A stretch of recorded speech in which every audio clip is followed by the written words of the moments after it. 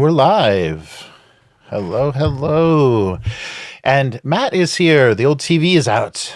And I'm surprised the thing's still working. It's great. Great to get some use for it. Just hit it on the side. It'll be okay. Right. Yes. Mess with the antennas. Put some tin foil on those aerials and you'll be all set. Yeah. Nobody knows what that is, I'm sure. The rabbit Old guy ears. reference. Yeah. Moving around the rabbit ears. Yeah, that was terrible. That's what hotels used to have. That's why they started advertising free HBO, is because it used to just be a little, local antenna, and you're moving stuff around. If you get a cheap motel, you have you've got rabbit ears on a television. Open the window and put it out on the AC that's hanging off the side of the building. Right. Technology. Wow. So anything during the week? Did you have any IRL game sessions or anything? I did a little board gaming cool. last weekend. No RPGs. We keep having to postpone for Will's game. Oh, yeah. He wants to have at least like sort of a minimum, I think, 4 people. Because it's kind of people are flaking a lot. Yeah, because it's kind of playtesting. He's trying to get a sense of Yeah, he's literally rewriting rules every time we play. It's like working on a soap opera. And here's your character. Every time we start a game, he's like, "Here's what we've changed." And you're like, "Oh, okay." All right, cool. Nice. No, that was I've been reading the Mutant GenLab Alpha book. Oh, cool. Yeah. And had you seen that? I shared with you that Mutant fan film. Had you seen that before? No, I hadn't. That was good. Yeah. I thought that was pretty neat. Yeah, that was cool. There's some surprising amateur stuff. Yeah, I saw a Blade Runner fan film that was insanely good, and it was just filmed in a garage. But you would never know. It was just like they did so much great compositing and stuff. But there's some good. There's a lot of terrible stuff out there, but there's some surprisingly good fan level stuff. Oh, I went back and restarted Edge Runners. Oh, nice. The cyberpunk anime. Yes. Because I had watched the first episode and then I never went back to it. Yeah, it's starting with the bullying and stuff. You're just like, okay, can we get past the YA, setting? And unfortunately, it's the same problem I have with most anime. Mm-hmm. Is it's the dialogue. Like it's just, man, the show would be cool if they punch up the dialogue a little. Like there's literally a line in, I think it's the second episode, where the protagonist kid meets the thief girl's edge runner buddies, mm-hmm. and he literally says like, "So are you guys cyberpunks?" And I'm like, oh my god, that is cringy levels of on the nose, right? Yeah, I think that's a real problem. I mean, I think anime is definitely lost in translation, and I think the fandom, like people that like anime or identify with it, are connecting to it for really bad reasons. And so there's like cultural things that are lost. I mean, translating Japanese to English is an art form. It's very difficult because the way people speak, like if you do just a machine direct translation of what Japanese people say, it sounds crazy because they say delicious, interesting, so exciting. Like that's literally something that someone would say, and you can't translate that into English because it sounds like nonsense. So I think when they write those scripts, and I guess because the problem is that the Japanese don't care if the lips match the words coming into the sound, the dialogue. They don't care, but American audiences care. So that's why you have that weird rhythm that a lot of the voice acting for the dub is done in, because they're watching the video and they're trying to match what they're saying. So they only have so many syllables to say things, and they have to say it in kind of a weird rhythm. And then also the idea, like I think the thing that people identify with the most is the weird emotional outbursts and the weird kind of like rage or frustration and how they depict it in anime. And they think that is, now that's affirming like how they feel inside and how they want to act out and be almost, a Tourette's level of interrupting people. They think that's normalizing. Anime is normalizing that, and they're identifying with that. But all of that is supposed to be internal. Like, the reason that it's animation is because that never happens in real life. So that's extremely funny to Japanese people because they're very closed off and very modest and they don't show any outward emotion.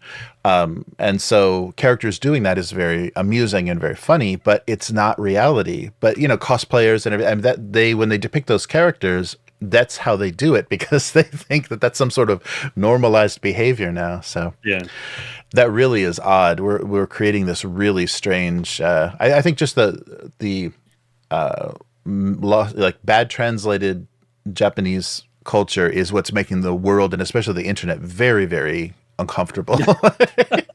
It's very strange, all the way from like adults content to regular kids cartoons. It's just like it's really messing up the world. Their soft empire is a little too powerful and a little too misunderstood. Yeah. Yeah, I have this problem because my wife speaks fluent Spanish, and so I tell her, well, because I was raised in California, like I say, well, I speak redneck California Spanish, right? which is a little bit of un poquito, and right. But I've always been fascinated with linguistics. I've taken a couple classes. I like to learn about historical linguistics. And so I'm always like looking for the cognates in Spanish and literally translating them. And she's always admonishing me. She's like, you don't translate words, you translate ideas. Yeah. And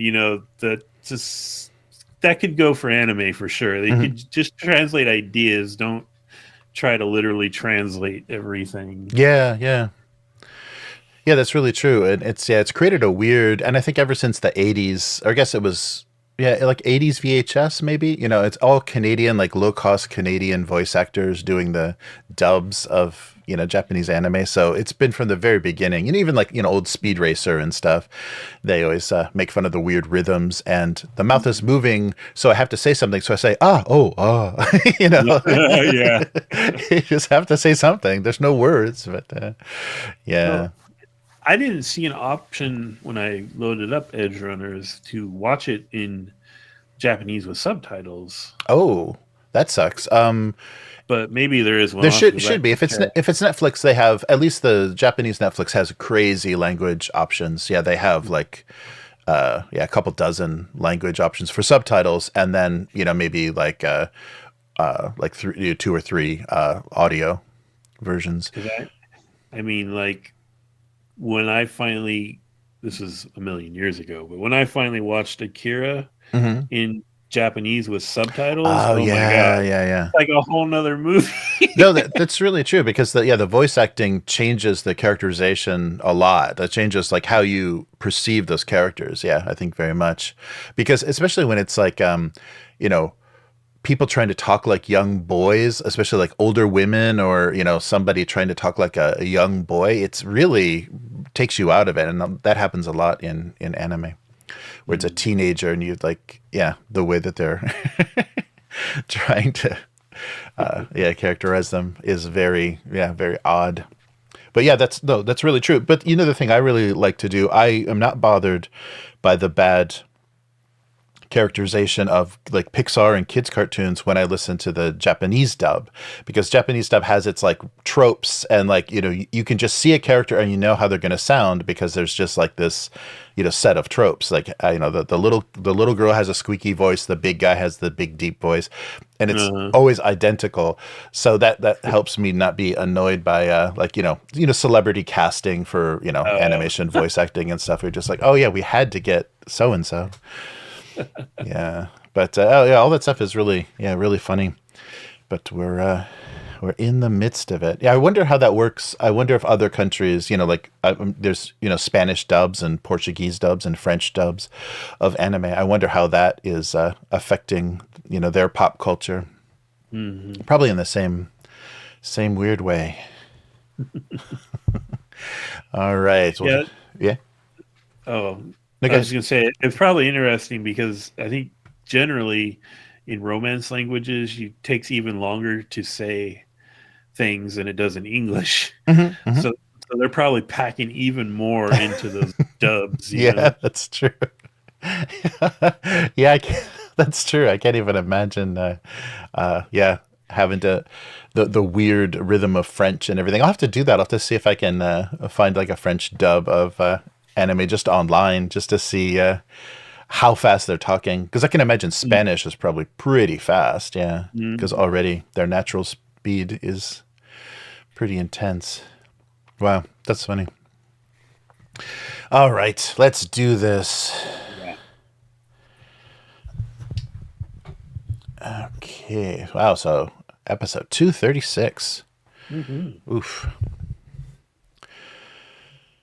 Welcome to the weekly. I'm Jeremy. I'm Matt.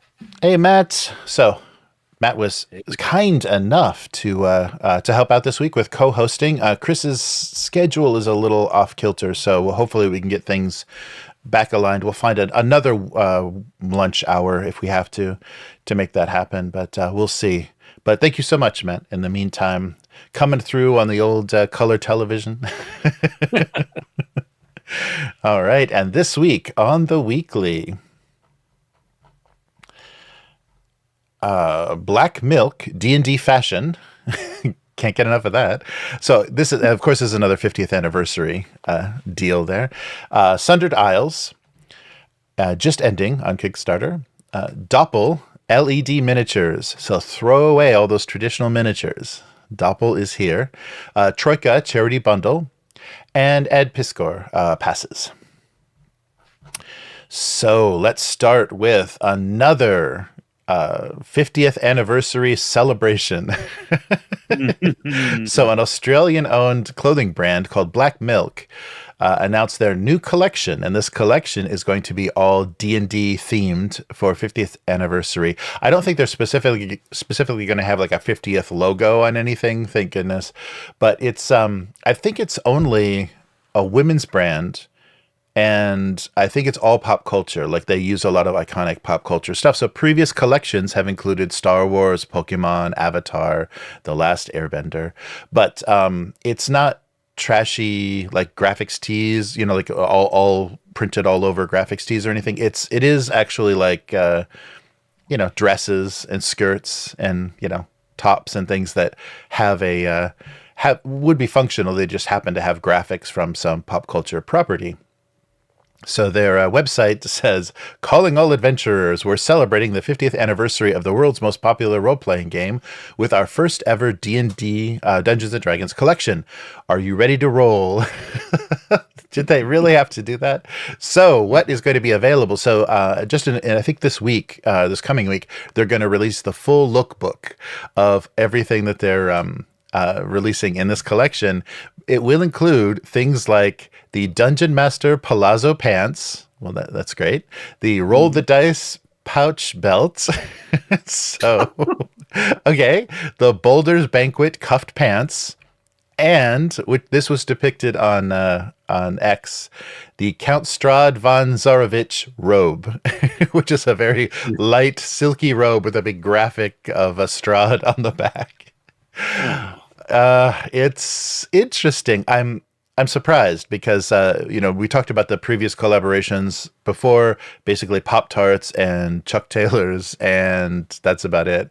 And I guess Ultra Pro did some dice towers and things, but yeah, this is odd. I don't know if the audience exists that even it's a weird crossover, because this is like legitimate clothing. It's not just t-shirts and cargo shorts or tights or whatever. But it's an odd combination. The fact that they picked such oddly specific things like the Strahd robe is it's odd. So it's not cosplay. It's just a dress with graphics printed on it. Like they had cargo pants with a map of Hyrule for their like Legend of Zelda, collection and stuff. So they do kind of odd. It's almost clever or almost cute, but then it's just odd. But yeah, so we'll see. So yeah, head over to Blackmilk's website and sign up for their newsletter if you want, because then you'll hear about every one of these crazy things that happens. But the Blackmilk X Cross Dungeons & Dragons collection, We'll be live April 8th at 5 p.m. Eastern. I don't know if that's Australia time or what that is, but yeah, so that was another odd thing. We'll throw that on the pile of odd things that are happening in this 50th anniversary year. So does the Strahd robe have a big collar with red inlay inside? Or It should. No, it's actually just like a Aw. dressing gown. It looks like a dressing gown, a black dressing gown printed with vampire graphics. Yeah, they're not. They're kind of standard clothing items. I think they designed, and then they print graphics on them. So it's not. Yeah, not too cosplay. Yeah, not as. I have a suggestion for them. Yes, yes. Kyle Brink thong. Oh yes, yes, the Brink thong. I think with Kyle's face somewhere, a little piece of Kyle's face. Oh no, yes, but yeah. So that was a funny promotion for D&D. They're coming. It's by the end of the year, we're going to be amazed at all the odd little ways that people thought they could celebrate this anniversary, and none of them have been very good so far. Yeah, and they're all like, I don't know, they're like third-party fringe, right? None of it is like Wizards really doing it right so far. Yeah, that's true. Yeah, the book, that big history book that's reprinting original D&D is coming, but from how the editors that were putting it together were talking on their like YouTube interview, that sounds like they're reprinting the original game, but they're still saying, yeah, but it's so much better because it's inclusive now. Like, they're already talking like that. And that was a little disappointing. We don't need that tone in an archival book. Yeah, what does that mean? They're editing it? I don't, or something? yeah, or just putting commentary. Yeah, because I think they're just scanning the pages of the original, rules, but then probably, doing that typical disclaimer, back in the day, people thought race meant that you got a +1. I don't know. Yeah, so we'll see. But yeah, that's going to be should be an interesting thing. But they can ruin it with their weird branding that they think they have to do. All right, so this is late news. We're very late to this story, but there's still a little bit here. So pirates, sea monsters, and spaceships. So Sundered Isles was just on Kickstarter. As of this recording, unfortunately, the campaign just ended. But the same makers of Oathsworn, the same designer, has done another expansion. And this was a little surprising because it kind of came out of nowhere. There's a little bit like a pirate setting repopularity resurgence because of the Pirate Borg. I saw on the list of the top 10 RPG publications from last year, Pirate Borg was in the top 10, and that's including like all the the D&D and Pathfinder and everything. Pirate Borg is getting some pretty decent attention and good sales. So maybe pirates are back, and so we've got the Sundered Isles, which is an expansion, and I think it's considered to be an expansion for the sci-fi version, the Starforged. So Ironsworn, sorry, not Oathsworn. Why do I keep saying that? Ironsworn Starforged, the RPG was just fulfilled, I think, last year. And that's a sci-fi setting with exploration based on the Ironsworn previous Ironsworn by Shawn Tomkins, the fantasy setting, kind of Viking style fantasy setting. And so this is an expansion to play with a ship and a crew as pirates. So I think maybe the rules that were added for the sci-fi setting, being on a ship, having a crew, make more sense to kind of convert those to the pirate, the golden age of piracy timeline or time period, rather than just a solitary fantasy figure. So that's why it's kind of a continuation of that. But I think you can play it. There's flexibility to play it in a more sci-fi way. So I think some of these rules you can keep your sci-fi setting and play space pirates if you must. I played Ironsworn a couple times, and I don't see how those rules get any way get in the way of whether you're doing fantasy or sci-fi. Right. Because you're making it all up. Like when we played the first time, we decided that our Viking characters were actually from another planet Oh, who landed on this fantasy planet. nice. Yeah, so yeah, there's really no reason. Well, that's great. Yeah, so this whole rule set has been you know touted as one of the best rules, and definitely for solo play. I think there's it's pretty impressive world building mechanics and kind of narrative driven RPG stories, especially in solo play. So Sundered Isles brings you new gameplay and character options, more world building exercises, a vast array of tools, and random generators for the fantasy age of sails setting. And so there's things like Wind and Tide, Mariners and Marauders, Rebels and Empires, Myth and Magic. And you're, of course, again, you're going to have sworn vows, and you'll chart a path through turbulent waters. So yeah, basically the setting is you have a great ship and a loyal crew that could be in whatever age you would like. So the nice thing, and I think the thing that stands out about how Tomkins does all of his stuff is the digital version of just the core rules, without artwork and things, is always free for these projects. And then if you want printed materials like the card decks or a printed book, then that's what you have to purchase. And kind of following that same thinking, everyone that supported Starforged is going to get a digital version of Sundered Isles for free. So they'll have kind of the full digital version of Sundered Isles for supporting the previous campaign. So he said that 2 weeks after the campaign closes, which is 2 weeks probably from right now, he'll send out links for the digital versions. So so Starforged and Ironsworn, either way,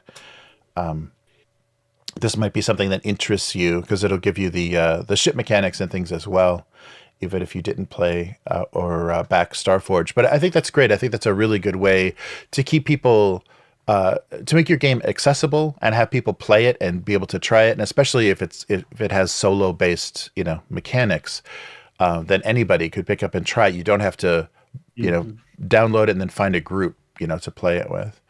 So so Sundered Isles. So unfortunately, the physical. So there'll probably be a print on demand, like a POD version, available after the Kickstarter is fulfilled. And the thing that I didn't get excited about, and I guess it's good for solo play. It's good for having to lay things out. It's all spiral bound books, and spiral bound books are like they're not easy to put on a shelf. They're always gonna you don't want to put them in a pile or something. They're gonna get the spiral will get not round anymore. Yeah, the books bend on the shelf. Right. Yeah, but they're so nice to lay. They lay perfectly flat, and it's easy to keep your place. So I can understand the thinking for wanting to do that with something, especially like a solo thing that you want to have out and then be able to walk away from. But yes, so Sundered Isles. So keep an eye out for that when that goes onto Drive-Thru or other places. And if you backed any of the previous stuff, check your email for the digital version. Yeah, not directly related, but thematically related. I've been meaning to suggest we put Pirate Borg on the list of games. Yeah. Yeah, I've only heard good things about it. Yeah, that's great. And probably my only positive 5e experience was a pirate themed campaign. So yeah, piracy could do wonders for a for a setting. Just murder hobos with boats. Right. All right, but a campaign that has not finished, unfortunately, is the Doppel campaign. So Doppel is bringing your RPG characters to life. So Matt, say goodbye to traditional miniatures and say hello to a new era of gaming excitement. So the overhype on this Kickstarter page goes beyond anything I've seen in a long time.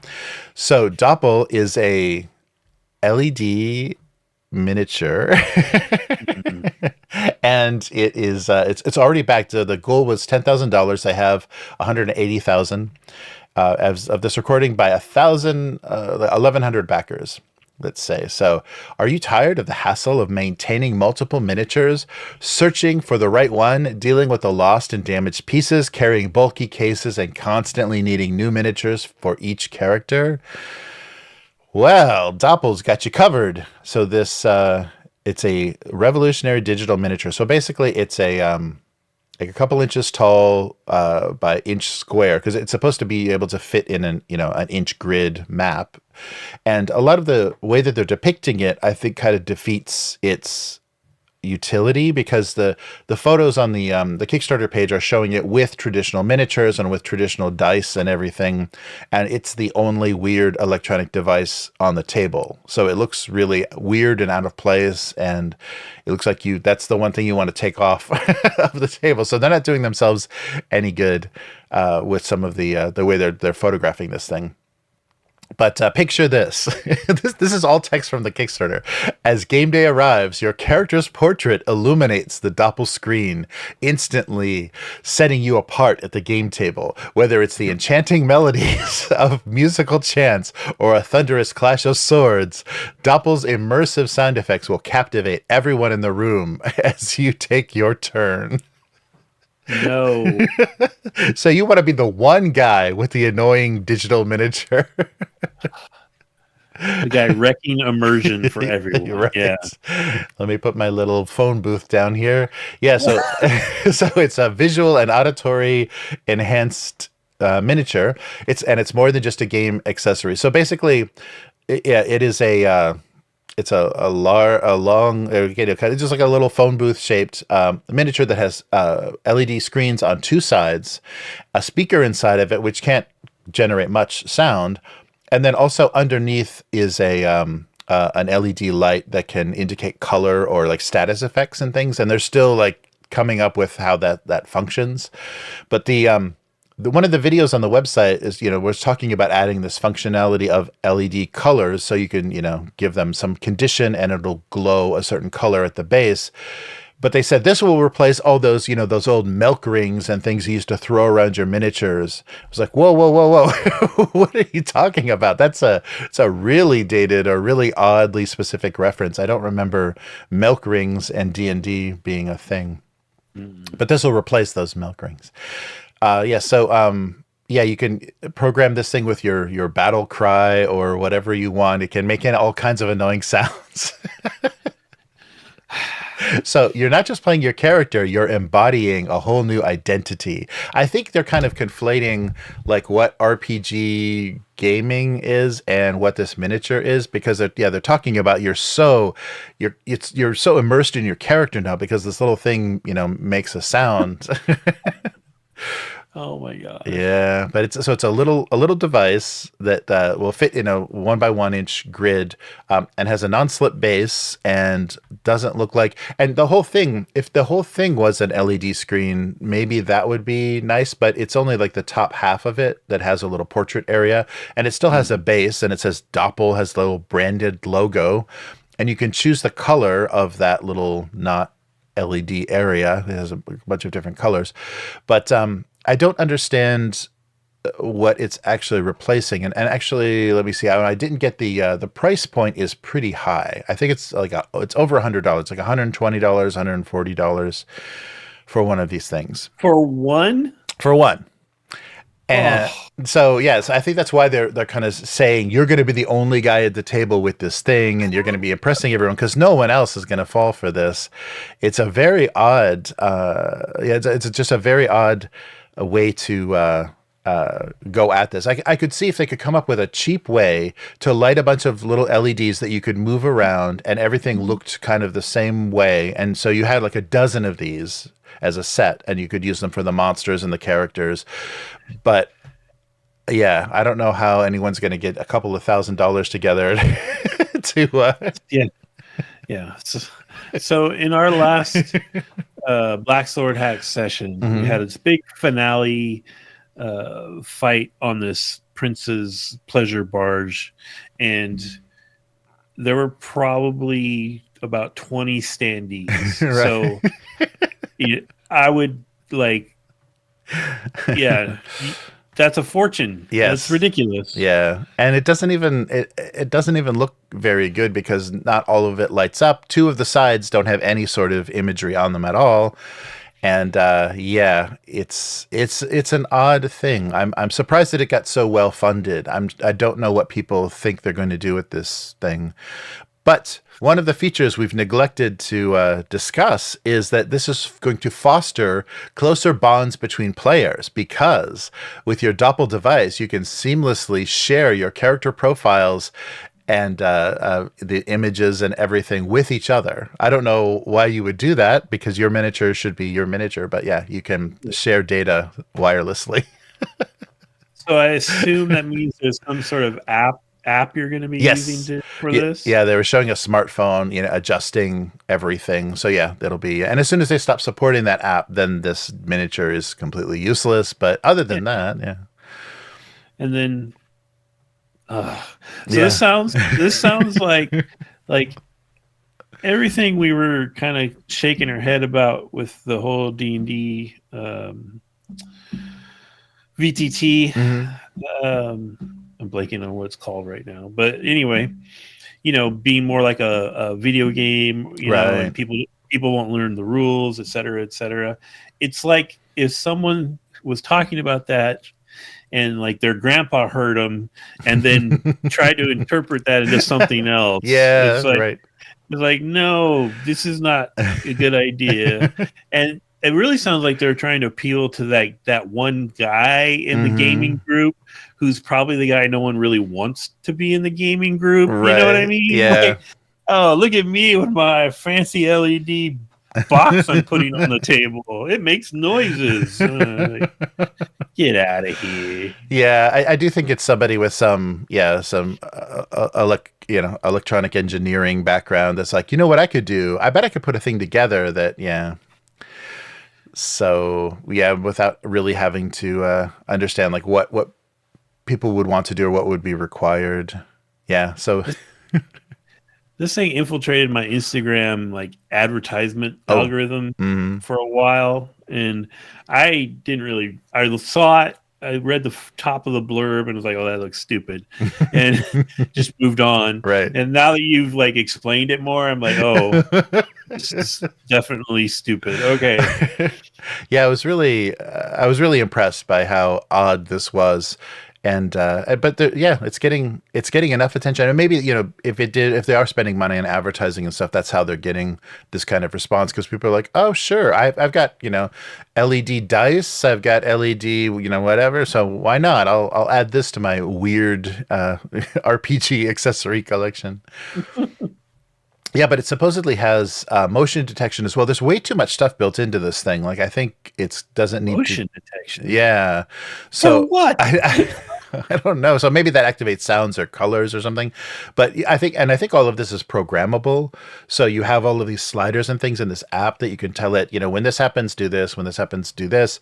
But I don't know. You can have somebody sitting there on their phone being like, wait, my miniature's not programmed yet. I want to be ready. When I get poisoned, I want to really have a cool effect happen.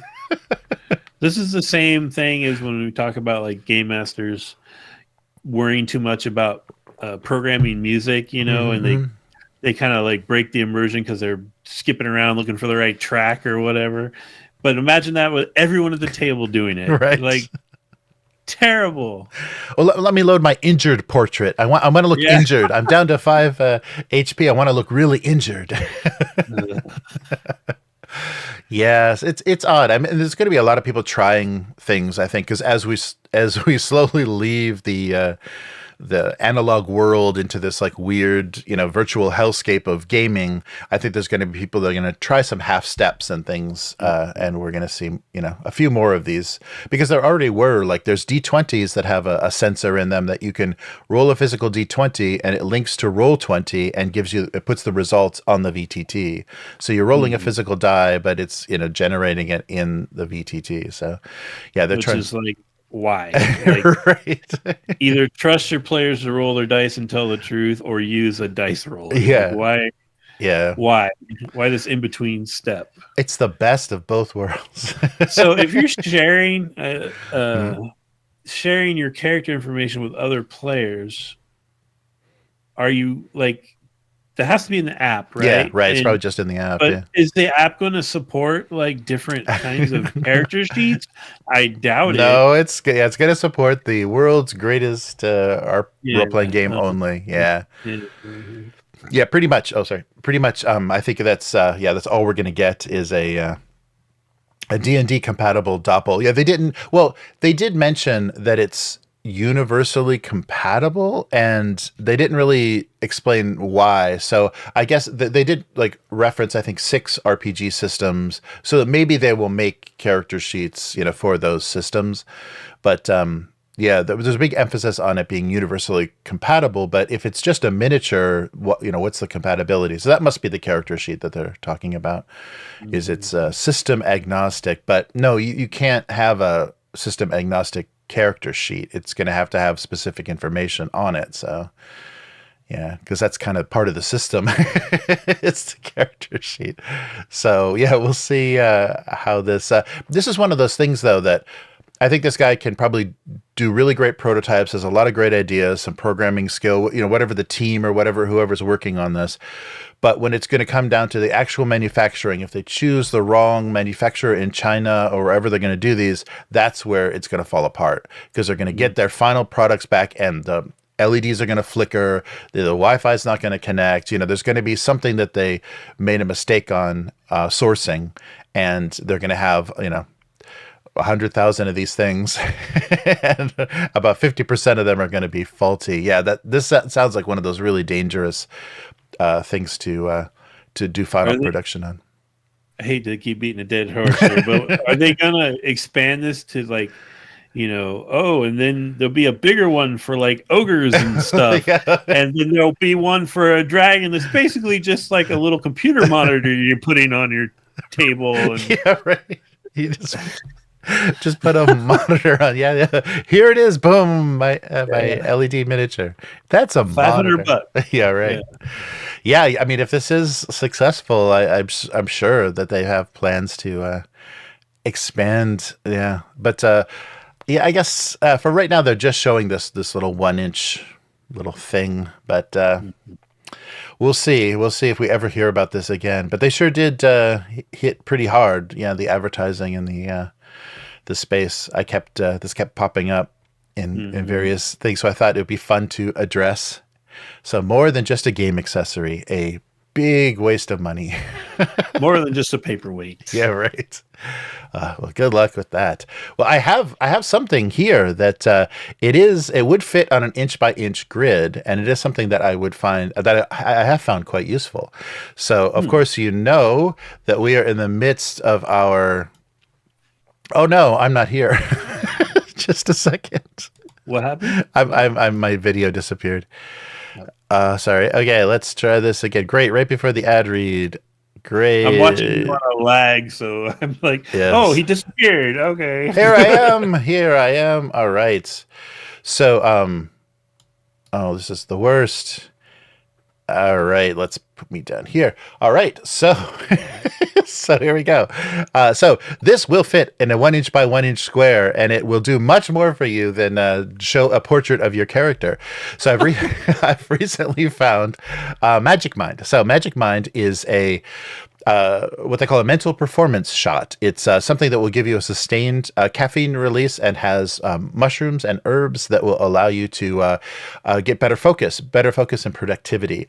So one thing that I ran into, doing all the world building that we've been doing and all of the planning for the RPG campaign, was originally I was doing it as coffee based, but I can't really do that much caffeine anymore, and the kind of spike, the up and down of high energy and then lag is pretty brutal. So something that has sustained release, like Magic Mind, might be a good solution for you because it worked well for me. So this is something that you can take in the morning along with whatever coffee or tea you already have. So I've pretty much had to cut things down to 1 cup in the morning. And with the addition of Magic Mind, that lets that caffeine release sustain me until lunchtime, so I don't have that drag. And the other thing that it's done is given me my mornings back. So when I do too much coffee to stay awake, then I have trouble getting to sleep. So my sleeping hours are shortened, and I'm basically either having to nap or sleep later into the morning. So with doing something like this, I'm able to get my morning back and have a much more productive, functional AM.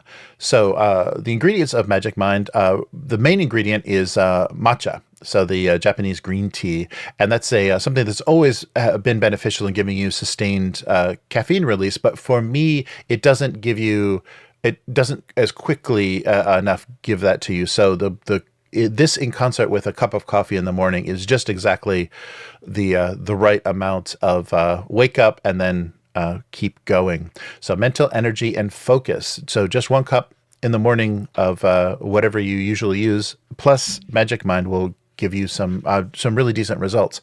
So it's all natural ingredients sourced from the best suppliers they could find. So there's no sugar. It's nut-free, vegan, keto, and paleo friendly. So just green tea, mushrooms, and herbs. So yeah, the main ingredients, things like lion's mane, the Bacopa, monomeria, the nootropic, a lot of nootropic ingredients. So things that have been found to produce good focus and high energy, and also things that reduce anxiety, like lion's mane reduces anxiety and inflammation.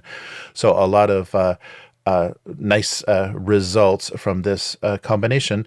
And if you would like to try it, so they recommend about 3 days of regular use before you're going to feel the full effects. But from the very first morning, I was able to feel a difference in that level and that nice sustained caffeine release. If you would like to try Magic Mind for yourself, we have a discount. So through Upturned Table, you can get a 20% discount on your first purchase. So if you go to the link below, magicmind.com/upturned, that's MAGICMIND.com /upturned, UPTURNED. You can use our code, which is upturned20, UPTURNED20, to get 20% off of any purchase. They have a starter pack of five bottles, which will give you your first kind of like real experience to see how it works for you.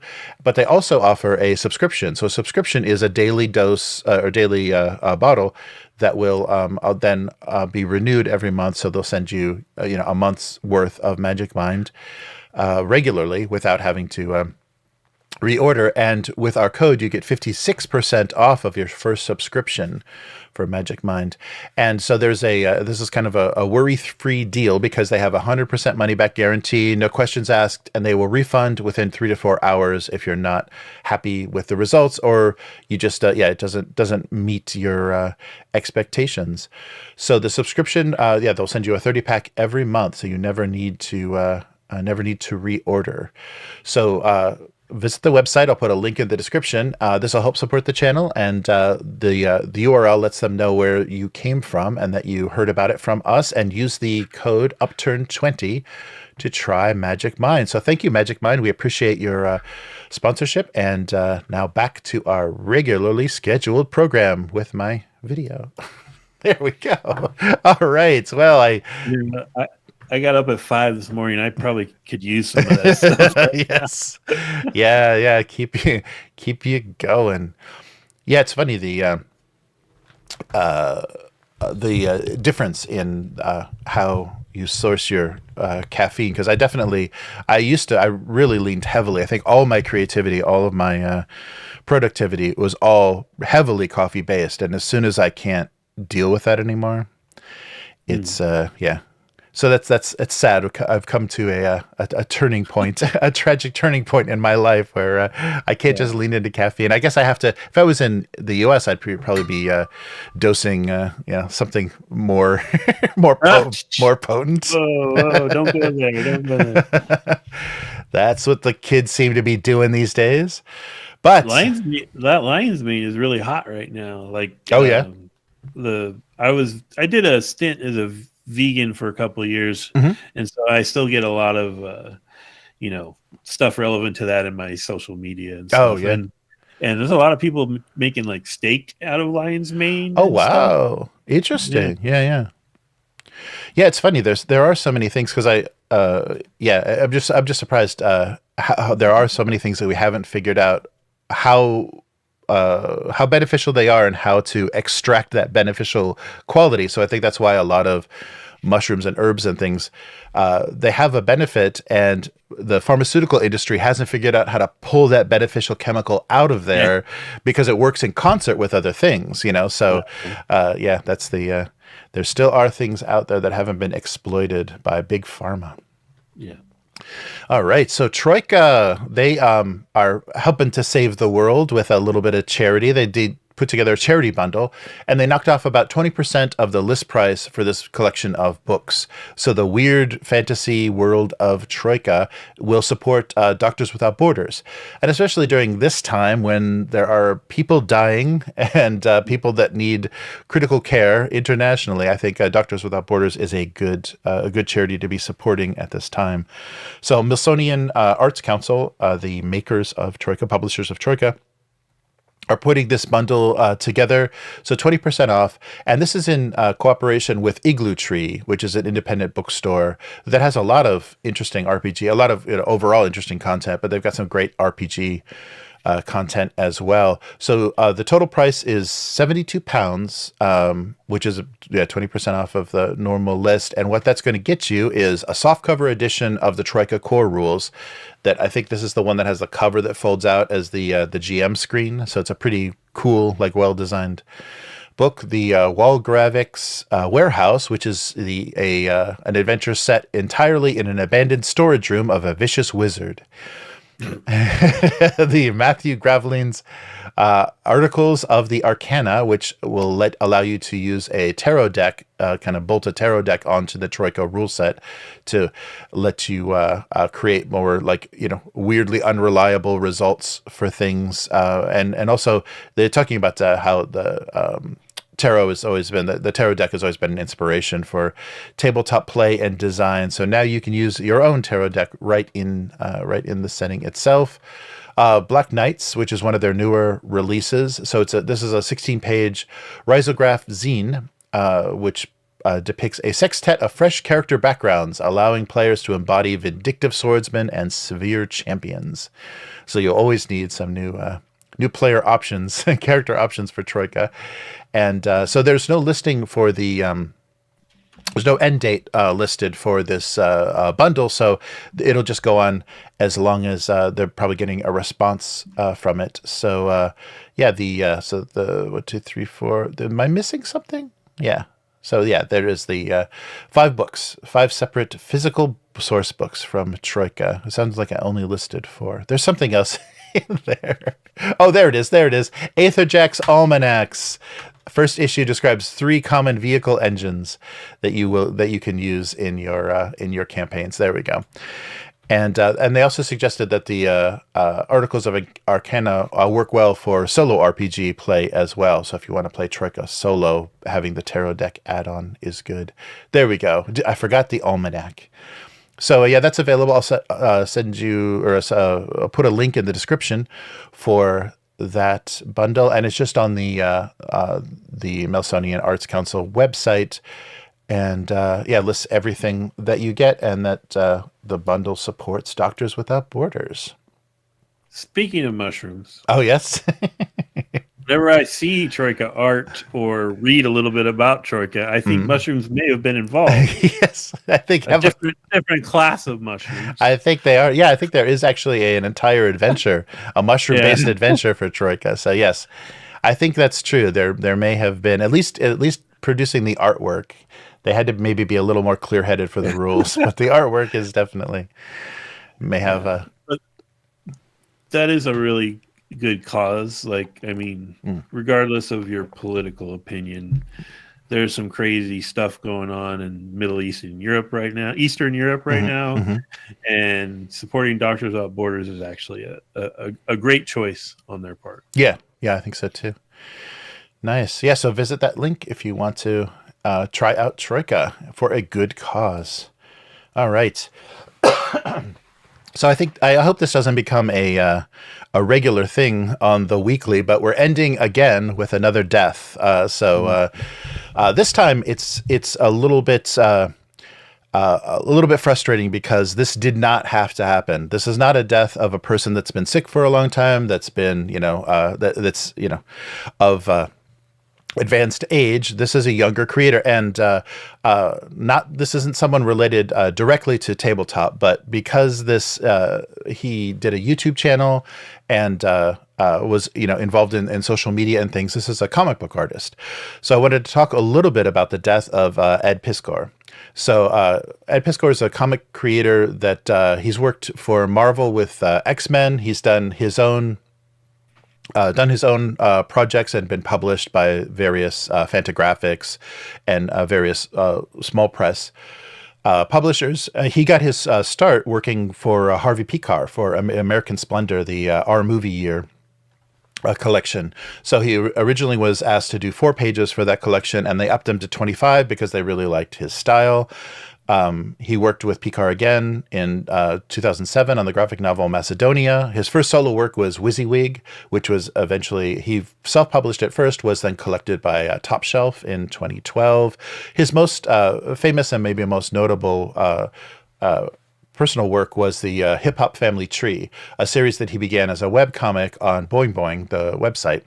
And then Fantagraphics started publishing it in 2013, and they said, they're close to 20,000 copies in print from Fantagraphics back when the original year that they released. So it was very successful, and they've re-released it recently in a really nice hardcover edition. So if you ever read any of those comics, they're collected now in a really, really excellent edition. And that was what he won the 2015 Eisner Award for Best Reality-Based Work when that collection came out. So he worked on X-Men Grand Design for Marvel. And more recently, his splatterpunk comic Red Room from 2021 has several volumes of collected issues. And his most recent work that appeared on his Patreon was Switchblade Shorties, which I think was only available as a web cartoon on his Patreon. But he worked on with his partner Jim Rugg the Cartoonist Kayfabe YouTube channel, which was amazing. Basically, 2 comic book artists that just take a look at their favorite comics. They interview other, much more famous, much more established comic creators, talk about history, inspiration, and they basically will put a book down under the camera and go page by page and just point out what's amazing, what's innovative, like why this book is, you should be paying attention to this book, or you should be paying attention to this artist, or how their style has changed. It was amazing that their knowledge, their combined knowledge of kind of history and their understanding of the visual medium is amazing. So unfortunately, last month, there was I think it first showed up on social media, where a girl posted I think on Instagram, like a reel or some sort of animation that was screenshots of DMs that of her going back and forth with Piskor and her claiming that she was being groomed. So at the time, this was kind of during pandemic years that these DMs are from, she, I guess, was a fan of his art and approached him. I'm not sure if she was liking his things and then he messaged her, or, how the interaction started. But at the time, she was 17, so underage by months. But her accusations of grooming and her proof of this by posting his DMs is what started this kind of avalanche and the end of Ed's career, unfortunately. So, I think we're in this world now of blogs that need content, and so something like this pops up and it's comics related, so they jump on it. So Comics Beat was the first one to kind of dive into this, and there have been so as soon as this came up with this girl, then other girls stepped forward and said, yes, he's been a bit of a sex pest. He's made weird offers to me, to help my career, for, doing things for him. And so this whole, kind of like the Judge Dredd of, social media piles on him. And without hearing his side of anything, Basically, he has his an art show. So there was an art show that was going to be happening in Pittsburgh of his work. That's canceled. I'm sure, and he's not. Nobody's picking up the phone anymore. For him at Marvel or Fantagraphics. The local news crew goes to his house, goes to his house and his parents' house, doxes his parents' house on television. So now they're getting harassed. And all over these kind of unsubstantiated accusations of, misdeeds, and this one case of a girl that's a few months under, probably a very troubled girl that's a few months under 18. And so what happens is this happens in the course of 2 weeks. And then there is a letter posted on Facebook by Ed Piskor that basically wants to tell his side of things and says, thank you very much. I'm going out the way that I want to. And then no one hears from him again. No one's able to reach him. No one's able to contact him. So on April 1st, he posts a letter on Facebook and basically says that he's done. He's ending things. And that proves to be true because, no one has. So then shortly after that, his obituary was posted and they announced his death with no cause.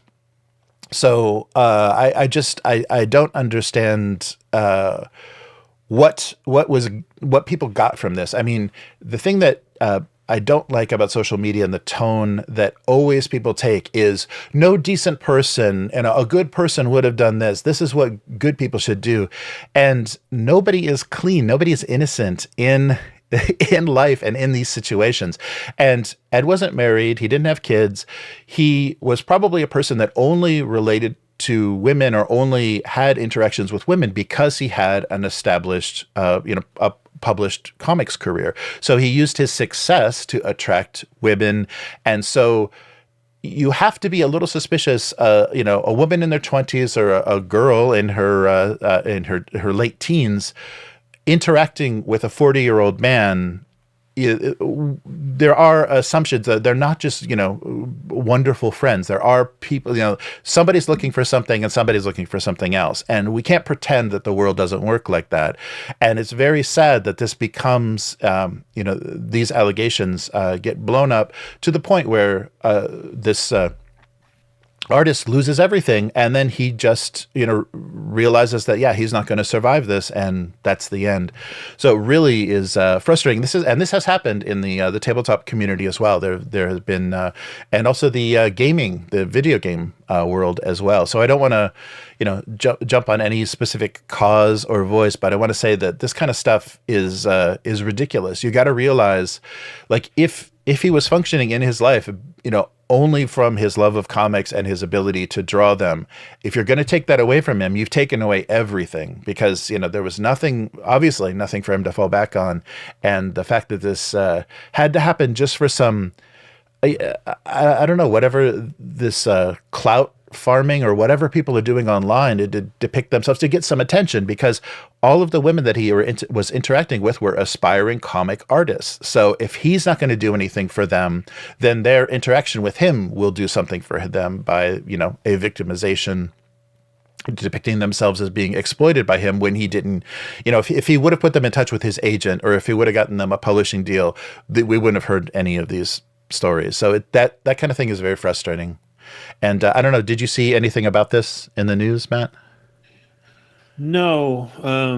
No. I actually wasn't. I'm not familiar with this comic book artist. I have a good friend that's a huge comic book guy that I'm probably going to have to consult with on this. He's my go-to for comic book stuff like this. The only thing it's a tough thing to talk about. Yeah, it is. I can only speak from one sort of experience I've had where I written a script for a play that was going to be produced and at a local rep, and it's part of a festival. There were a bunch of plays, and we got a director, we got our cast together, and literally like the second week of just getting everything started, an ex-girlfriend of one of the cast members made an offhand comment on Twitter about him. Well, basically, she implied he sexually abused her one time, and then everyone in the cast quit.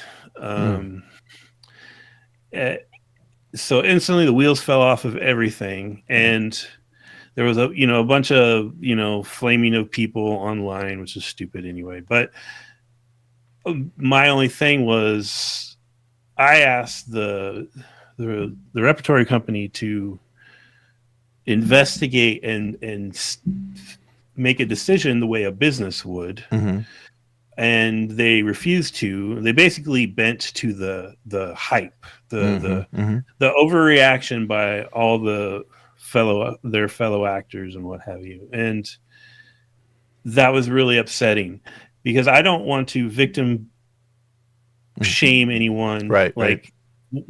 What this woman said may be completely valid.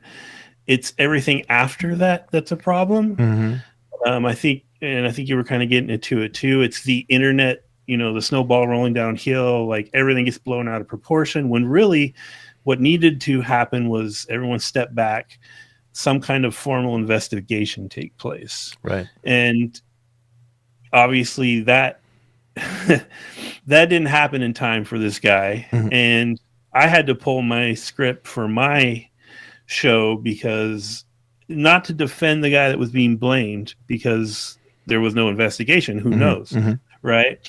But because the rep company refused to do anything about it, and they just responded to the social pressure of it all. And that's kind of the same thing, only 10 times worse, because it's the internet, and he's a fairly successful artist, so he's got way more exposure to people on the internet. So, like, in that sense, the internet makes things 100 times more terrible. And I really do wish people would take a step back, and wait for there to be some sort of either official look into things, or just move on. Like, well, if you've made a moral judgment about this guy, move on, right? Like, don't get online and flame the dude. You're not the cops. What are you doing? You know? Yeah, I don't understand this. I mean, because I understand social justice, and I understand, like, what the motivation for that would be. But in a lot of these small cases of interpersonal relationships, that's not social justice. This is not this huge wave, this huge movement that they're defending against. This is an interaction between two people that they're making a judgment on, and they're labeling. Like, he got labeled as grooming, and I think that's absolutely ridiculous. Because I mean, he would have to work pretty fast, because he probably only had a few months of only messaging her. So when there's not even, that's the frustrating part, is when there's not even any physical interaction that people are making these claims. I was being abused online by his messages. It's like, you can block and mute, and there's so many other things you can do if you feel like that at all. And the fact that the innocence, like having to this babe in the woods. Of course, she's not legally able to make any decisions for herself, not being a legal adult, but she knows what she was doing. She was making inroads to help a career. She was showing work to a professional to further a career. So, there's blame on both sides. I mean, if the behavior is unacceptable, I think the industry should kind of respond, and he should be labeled a sex pest at the worst, not a groomer, or somebody that is actually causing irreparable damage. I just think that nobody is kind of sharing their responsibility for any of these interactions. But I want to read a couple of things that he said at the end of this letter that was written at the end of his life. So one of the last lines was, "I knew I wasn't going to be able to survive this. Comics is beyond a profession to me. It's everything." That might sound sad and pathetic to some, but this culture and medium gave me the greatest joy in my life. And another line, "This is the calmest I've felt all week. It's over for me. I'm sorry for the hurt it'll cause my family and closest buds. I hope it makes people think twice when joining an internet feeding frenzy. There you have it. Control freak to the last. Peace out." And then he signed his name, and he gave the years that was really under his name. He gave his birth and death year. And like you were talking about with these kind of situations, his partner on Cartoonist Kayfabe on the YouTube channel immediately professionally distanced himself. Like once this came out, once this hit the media, he said, I'm no longer working with Ed Piskor.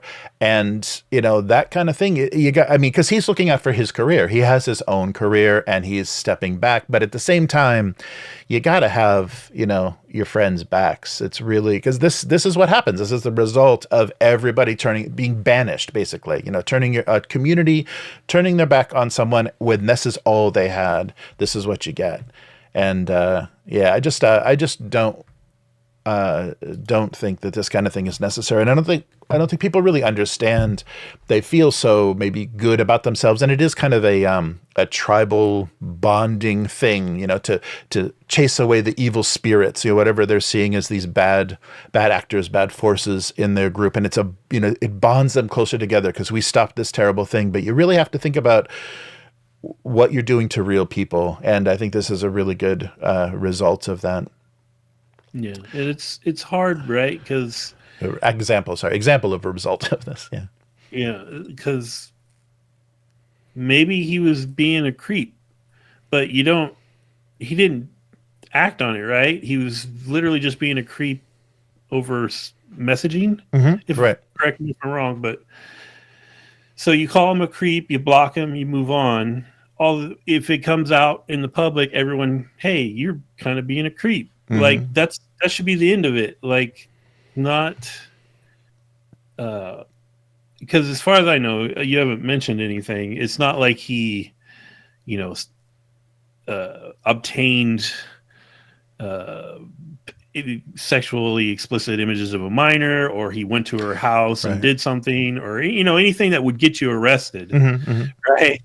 So why are we going past the point of just saying, I don't approve of this? Like, why are we turning this into this huge thing? Mm-hmm. Like, that's just the internet, though. I mean, I could go on about how the internet, all it does is amplify bullshit. So right. Yeah, so that's too bad. This came up suddenly, and I know it's not directly tabletop related, but I wanted to mention this because this is just going to keep happening, and you've got to realize you can't go after people's careers. You can't go after people's way of feeding themselves over this kind of nonsense just because you feel I don't know. It's hard. It's really hard, and especially because this is between men and women. There's a lot of implied abuse and power issues and things. But if you're talking to a guy twice your age, he's not interested in much about you. So I don't know. I feel really. I know that sounds like victim blaming, but that's so frustrating.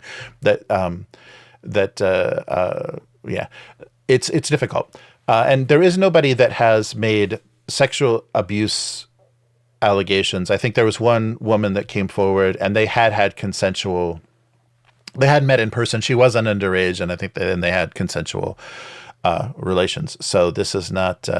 None of this is about any sort of physical abuse. This is all words said, and that was the thing. The frustrating thing about his letter, it was very long, multiple pages, and he was trying to explain what he meant and trying to say it wasn't like this, it's not like this, it's not like this. And you don't owe those people anything. You don't owe all of those assholes on social media anything. I mean, the best thing to do is just to say, I'm still here, assholes, no matter what you try to do to me, fuck you. And I think that's the best reaction to all of this kind of attacks, is just to still be there after that and not let whatever they can take away from you defeat you. But yeah, this wasn't the case. So very frustrating. So I will try to stop ending the weekly on the death of an individual, of a creative individual every week. But rest in peace, Ed Piskor. So that will do it for this week. Where can people find you, Matt? Oh, I don't know if I want to say now, but they're coming after you, Matt. I'm on Instagram and Threads. It's at Hargold, HAARGALD. where I'm complaining about how much I hate laying out pages for my Oh. RPG thing. That's way overdue right now.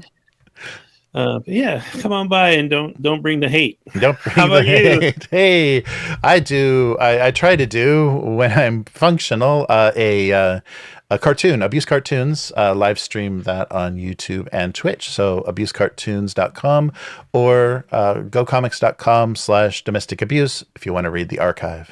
So I'm waiting to be canceled any day now with that name for my weekly cartoon. But if you absolutely love what we're doing here at the Weekly, consider becoming a weekling. And you can do that on patreon.com/upturntable.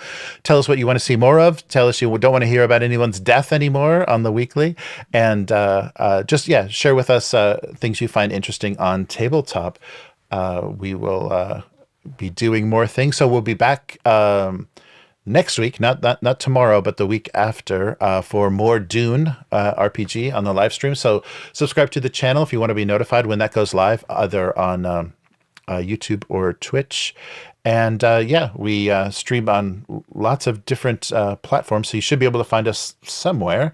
And yes, so Upturn Table on all social media. So that will do it for this week. We'll see you next week. Goodbye. Bye.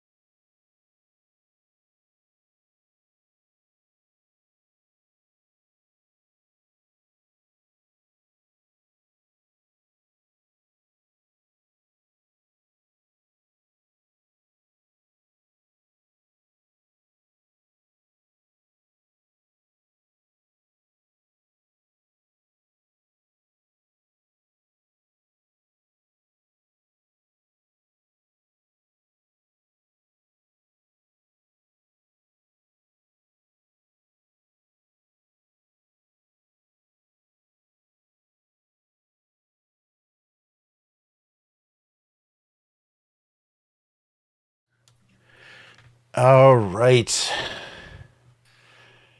Dang. All right. Well, sorry about ending on such a downer. But how is everybody doing? Yeah, sorry I didn't check the chat before we got going here. But let's see. Yeah, and sorry, this was kind of last minute cancellation with Chris. So yeah, and sorry, this was kind of I didn't have everything everything together last minute. But Miguel, Agent Carolina, how is it going? Hey, Matt's in the chat too. Hey, Matt, how's it going? Yay. Hey, awesome. All right. But yeah, so I hope everyone's doing good. Yeah. Oh, Agent Carolina's talking about. Yeah, I don't like how Japanese actors do that with their voice. Actually, it's so fake. Yes. Yeah, there's a lot of that's the interesting thing. And Matt, you have the bit of a theater background too. That's a really interesting thing that a lot of the theatrical arts in Japan are so hyper stylized, and so that's kind of a thing that's acceptable is people not talking in a realistic way. And I think anime adopted a lot of that because there's a lot of like emotional shorthand, visual shorthand for what's going on in a scene. So Japan has a lot more of that built in, and because maybe America is like, sharing and borrowing a lot of different theater traditions, I think that's a big difference. And I think that's why anime is so foreign and so weird. But what did you think? Did you make it through the rest of Edge Runners? I'm about halfway through right now. Okay. I like it overall. I do like it overall. It's just the anime, I guess English dialogue is my least favorite thing about anime in general. And I guess I kind of thought, because this is a not really a Japanese property, that maybe they would script write it differently. Yeah. You know what I mean? But they didn't. Yeah, I think they just let the Trigger, the anime studio, just use the setting, but tell their own story. Yeah, so it's super anime. Yeah, I don't like the thing that's frustrating about it. The main character is a very tragic figure by the end of it, but I don't like how they have to set him up as just the average school kid, bullied, living with a single mom. It's like, okay, that's silly, and that's very it's a little bit too much. I think the other character stories are much more interesting because they don't start out. And so I guess they're just, anime studios always try to relate to junior high school kids. They know that their target audience is junior high school kids or people that are mentally still in junior high school, even if they're in university or working an office job. But I don't like what they always target that mindset. But the thing I do like that I wish more streaming series would do is take the time, if you've got a group of characters, take the time to give, I think Rebel Moon needs to learn this. Take the time to give each character a little bit of focus, so we even know who the hell they are and what the hell their kind of motivation is. So when they fail or when they succeed, you have some emotional investment in that. So I like in anime they have 8 episodes, and each character kind of gets a little bit of focus in one of those episodes. Some of their backstory, some of the what kind of makes them tick. And I like that. I think streaming series would be better served doing that, so you actually cared by the end about what was going on. Yeah, I think that's a nice way to go about it. But yeah, it's odd. I hope that doesn't become, because in Japan, so much of their TV production is based on a manga. Like the manga is the source instead of novels. Manga is the source for a lot of Japanese entertainment now, and that's becoming a little frustrating because it does have things a certain way. Like there are characters in a TV drama that are so like exaggerated and so ridiculous that that they're a type. They're like a cartoon character type, but they're actually having a physical actor try to portray this, in the setting of like an office or a high school or something. It's like, it's really surreal sometimes how extreme the characters. It's kind of like, I don't know if you ever like on a lot. There's kind of this trope with Mexican television shows, comedic television shows, where there's always this old guy dressed up like a little kid, and he's usually wearing a cap with a little propeller on it or something. Yeah. And and it's not just one guy, because I've seen it in multiple shows. And right. It's like, okay, well, what's the deal with this, people? Yeah, that's true. Yeah, they always also with the voices. I think it's funny because I've been almost done with season 2 of True Detective, right? Oh, and really good, by the way. And it's set, obviously in Tokyo, and it's funny because there's a couple older Yakuza guys. Oh, I'm sorry, you mean Tokyo Vice? Yeah. Oh, what did I say? You say True Detective? Yeah. Oh, not True Detective. Yeah, Tokyo Vice. Tokyo Vice. Yeah, that's okay. Tokyo Vice. Yeah. So there's a couple of the Oyabun, the older Yakuza leaders, who, when they're like really pissed or giving commands or something, they get this really deep voice that they all sound the same somehow. Right. And it's funny because that voice is like a full-time voice for some of the characters in anime. Right. Yeah, that's true. Like, these guys are doing it when they're mad or whatever, but there's characters in anime who just do that voice the whole time. Yeah, that's true. Yeah, it's very funny. The weird. We talked about that a little bit before the cast. The weird stuff that just doesn't translate well. And there's so many things that Japanese people say to each other on a daily basis that has no translation. There's like literally no English equivalent. So when they say that on a show or something that you're trying to subtitle, they just have to say, "How are you doing?" or "Good morning," or whatever. They just have to like throw something in there to take its place. So you lose a little bit of the kind of cultural context and stuff. And that goes both ways. I mean, that's any two languages, right? It's I once read there's this old sci-fi author named Frederick Pohl, who I was really into for a while. And in one of his short story anthology books, he took one of his old stories that had been sold to China, right? And he had it was translated into Chinese. So he had it translated back out of Chinese. Oh, and put it into his anthology. And it's the craziest goddamn thing I've ever, it's like, what is going on here? Like, the word for car is like 6 words long. And, right. It's crazy because it's not just translated once, they translated it twice. And it's just, oh my gosh. Right. Yeah, that's definitely. And as people start, I'm worried that more and more, because we have so many tourists here now in Japan, and they are using devices. Everyone's got a smartphone, and it can recognize voice, translate it, or convert it to text, and then translate that text into another language and feed it back to somebody. So there's so many people that are ordering in restaurants holding their smartphones in people's faces and stuff, and that machine translation is just not good. So there's going to be a lot of like weird misunderstanding, and people are just going to have to start accepting this weird rudeness, like the harshness of machine translation is going to make the language probably pretty rude, and just not going to make tourists any easier to deal with. It's like when we get a piece of prefabricated furniture here that we have to build, and the instruction sheet is written in China using kind of like technical manual English, right? But how they conceive of it, that's how everyone will be talking. Right. It's pretty weird. Yeah, that's true. Yeah, so we'll see. Yeah, I wonder. I don't think. There haven't been any RPGs that like deal with those kind of issues. I had an idea, like when I was thinking about doing a Japan, like an 80s Japan setting for Tales from the Loop.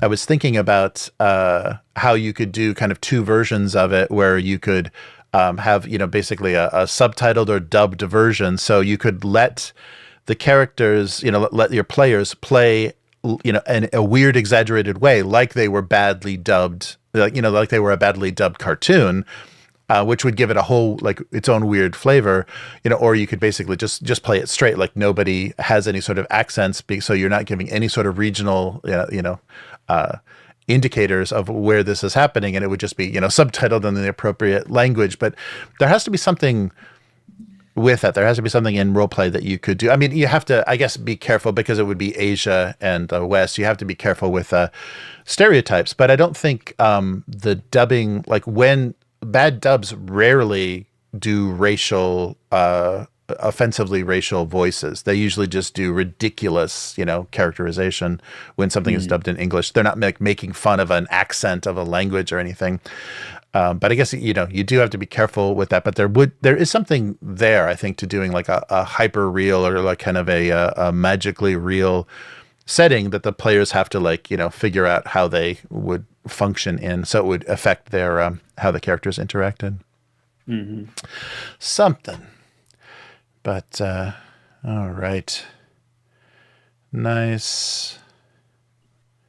Yeah, so sorry for bringing... I got to be careful bringing the whole weekly down at the end there. Tragedy is... This scale of tragedy is not fun to talk about. Oh, that's right. Miguel brought something up crazy in the messages. Catalyst is really screwing up their most recent BattleTech thing because they're just giving people the full brunt of shipping. Like they've obviously picked one shipping provider and they're not going to give anybody a break. So if you order like a $20 book, you pay $60 shipping. So it's really bad. Yeah. So I think it's mainly North America that's getting really screwed on this. And that sucks because I think they're based in the US. So, so it's just a flat shipping rate? I think it's just they're just using one provider. Like how like on some eBay or some of the things, they have a program, like a service that offers international shipping, and they don't look for a best rate. They just give you this like standard rate, and it's always incredibly inflated, probably because they're trying to make some money in there anyhow. Yeah, so they're really giving people not a flat rate, but a really inflated rate, maybe just so they don't lose any money, just so all their costs are covered. International shipping is tricky. I would never recommend anyone selling anything to get involved with that. Oh yeah. I mean, if you're a large company and you can get a trustworthy distributor, fine. But if you're just somebody doing their first ever Kickstarter, or even like for me, like selling something on eBay, like I just don't do international because it's such a trap. People will say they didn't get a thing. Oh, right. It'll get trapped in customs forever. Or they'll get pissed because there's duties that they have to pay that you didn't tell them about. But how the hell are you going to know the duties for 300 different countries? Right. Oh, yeah, no, that's true. It's a trap. I would never recommend offering international shipping as an individual or even like a small company. It's dangerous. Yeah, we've seen that a lot with crowdfunding, that they just wade into this. And because it varies so much depending on the state of the world, the price of oil and all that good stuff, it varies so tremendously. So, yeah, if there's any delays in production, then by the time they've got everything ready, now the shipping price has gone up. It's like, okay, so we've made our customers wait longer, and now we're going to ask them for more money. Yeah, so they just take that hit, and then that eats into the profit of the project. So yeah, it's really really difficult. I can't imagine. And there's people that companies that have that survived even all the way through the pandemic. They just kept crowdfunding. I can't believe that still happened. That's crazy. Oh, cool. Yeah, Miguel said that they now have said that they're going to recalculate costs. That was ridiculous. That people were getting pretty upset by that sort of thing. Yeah, it's really and it's changed so much. Like Japan used to have a really good relationship with China and a really good relationship with the UK, so we would get things very, very cheaply sent between those countries, but not anymore. It's completely over. Yeah, so it's just all bad news for any crowdfunding or anything. Yeah, it's not good. Yeah, that was the thing too, because Chris has had a lot of ideas about wanting to produce physical things for RPGs, but you can't get them out of Japan. Like we would basically only be producing them for a few foreigners living here, because shipping them out of Japan, I guess, if you used a fulfillment, like a locally based fulfillment company, you could help, reduce that a little bit. But then you got to have the numbers to justify that. Mm-hmm. Oh yeah. Oh yeah, that's true. Yeah, because you're still sending them out. Yeah, they're still being shipped somewhere. So yeah, you're still paying that cost, and yeah, it's when Will did one Kickstarter, he designed a little card game, and he put a very modest what do you call that? Goal? Target goal. Yeah. Mm-hmm. Right. He wasn't expecting to sell many at all. And he put like fairly realistic shipping on it. Mm-hmm. And he ordered the decks from another company, like had another company. I can't remember the name of that company. It's a company where you can print your game stuff. I can't remember what it's called. But anyway, they produced it. They sent it to him. He took care of all the shipping. Oh, he ended up selling, I think, maybe 50 decks. Right. So he fulfilled because he had a super modest goal. Right. But still, he had to freaking take all of those to the post office. Yeah, right. Separately. Make sure they were packaged right. Make sure they were addressed correctly. Make sure he tracked all the tracking. Like he didn't have any third party that was handling the tracking or the shipping notifications. And like he got it all done. He didn't really have any problems that I'm aware of. But man, what a hassle that all is. Oh yeah. When you're just a guy, I had an idea and I want to make it real, and like. It's such a dangerous, risky thing to do. Yeah. And then when you, if you're trying to, reduce some of that risk and some of that cost, and you do like print on demand, you just upload digital files, you have no idea what people are going to be receiving on their end, with print on demand. And it varies so tremendously. Like the books, I did some of my cartoon books as print on demand, and depending on where they're printed, it's completely different. Like the machines are calibrated all different. The colors are all out of control. So you can't really count on anything. Yeah. So you lose so much in quality and so much in control doing print on demand that you can't really charge people full price for it because it's not, it's not what you intended.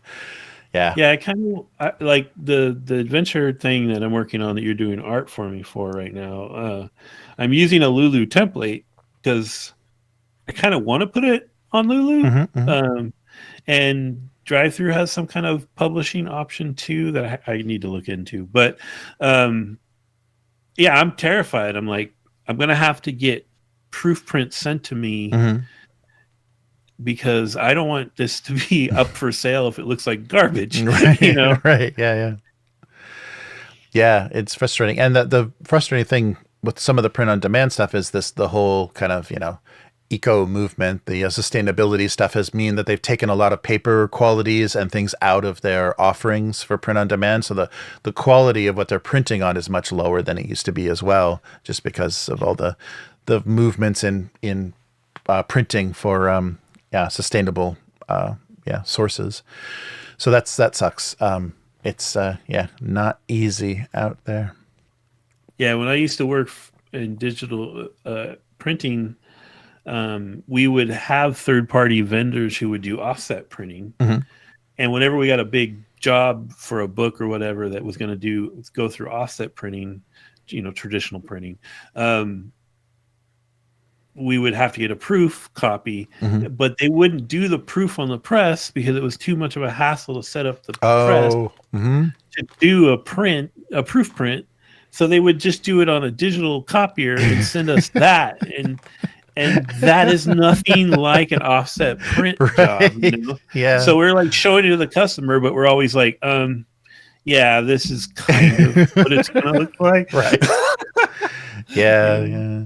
It's a shame because that's where you do need the experience. You do need the experience of the guy that's been working at that print company that can just look at a digital file, say that's not going to work. That yellow's going to be green. That can actually because they can't set a whole thing up to just give the one proof copy. That's why I always know your Pantone numbers, people. Oh yeah, right. Yes, yeah, very helpful. Yeah, that's crazy. So, So you will have something on Lulu. The nice thing about Lulu too is they give you the ISBN number, so you can have it on a bunch of other platforms as well. So yeah, and nice. that would be fun. Like if we ever get this thing done, Yes, I really need to get back to laying it out. I hate doing layouts so much. Anyway, yes, nice. All right, but yeah, so not tomorrow, but a week. I guess after the next weekly, if there is another one, we will we will do some more Dune, and this should be fun. Should be a fun one. yeah, the Great Breaching. Or are you going to be like psyched? Oh yeah, so yeah, let me get your on air. You but be as candid and as honest as you want. So was that too much of a cock block? Did that frustrate you too much when you're like, we wanted to do the thing, but you didn't do the thing? So actually, Will and I were the next day. I went and played board games at Will's, and I was like, and we didn't even get the fucking breaching. Yes. No, but it was fun. It was fun. Yeah, I wanted to have some because if we went straight to it, there wasn't. I wanted to like complicate things. Like I wanted to see if there was going to be some like tragedy that could actually happen in the meantime, and if you guys couldn't, kind of handle that. And I thought that setting, that finding the assassin little adventure that they did for their the Dune Quickstart, I thought that worked well. As fun as someone's going to try to fuck up your great breaching. Your best laid plans, and are they going to succeed? Like, is the ruler, the Duchess, going to be in a coma, during the whole thing or whatever? So, yes, I thought I'd throw that in there, and then it'll let me to map things out a lot better for when you guys are doing the politicking. Yeah, for sure. Like, no, yeah, figuring out who's coming and like, yeah, no, that was good prep. Oh, good. Yeah. So it should be fun. So tune in, everybody, for that craziness, and yeah, that should be good. All right. Well, I won't prolong things. I think that's it. But good to see everybody in the chat. Agent Carolina, Miguel, thanks for hanging out through all of this. We had a brief visit from what's his name? I gotta look again. Is it Stuperman? No. Where is it? No, I didn't see. There was literally one comment. And nice. If you're still listening, say hi. I lost it already. Anyway, there was one comment from somebody else. Nice. Well, thanks, everybody. Oh, yeah, Stuperman. Yeah, agree with you 100%. All right. Nice. Somebody agrees with one of us. All right. Probably Miguel. I'm sure people are just agreeing with Miguel. Right. But yeah, everybody take care, and we'll they're going to be charging. So Miguel said in the country, the government put a tax on plastic bags. Yes, that's right. So you end up with these big bags. Yeah, big brands like Uniqlo and Chanel charging you for paper bags. Yeah, that's the ridiculousness. That's already in California. Japan? Yeah, in Japan. California's done that already, right? No bags. Yeah, we have the 10-cent bag thing. Mm-hmm. It's not really that big a deal, but I mean it's 10 cents. But don't they put like everything in plastic in Japan? Oh yeah, like, plastic in plastic in plastic. Everything? Yeah. Yeah, like everything is like if you get crackers or cookies and it's all individually wrapped in and individually wrapped. It's like they get multiple layers of stuff. Yeah, so they're definitely one of the worst perpetrators of wasteful packaging. But yeah, that's where we hold all the. I think they hide the fact by holding the meetings here to discuss saving the planet. Yeah, while everyone opens their things up. Probably not relevant to anyone on this chat but me. But the Japanese Grand Prix is this weekend. Oh, there you go. Suzuka, right up the road from you. Oh, nice. Yeah, it's like 10 o'clock Saturday night here is when it's happening. Oh, okay. Nice. So what is that, like Sunday afternoon there or something? I think so. Yeah. It'll be like 16 hours ahead kind of thing. Yeah. Yes. Yeah, right. It'll probably be like afternoon. Nice. Cool. But all right, so yeah, that will do it for this week. So thank you so much, Matt, for of course last minute. Always gotta hit you up, but yeah, that's the casual structure because we based everything on lunch on a lunch break. It has to be casual. We can't be too rigid with our schedule because lunch is unpredictable in Japan. Sometimes you don't get it. All right. But yeah, thank you, everyone, all the patrons and members for making this possible. The RSS feed, of course, goes on to this audio goes onto the RSS feed. And yeah, thanks so much for listening. And we'll see you next time. Bye. Goodbye.